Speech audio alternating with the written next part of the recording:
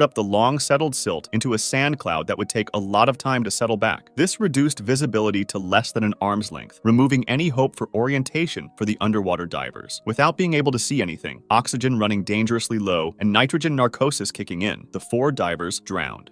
Jacob's Well tragedy.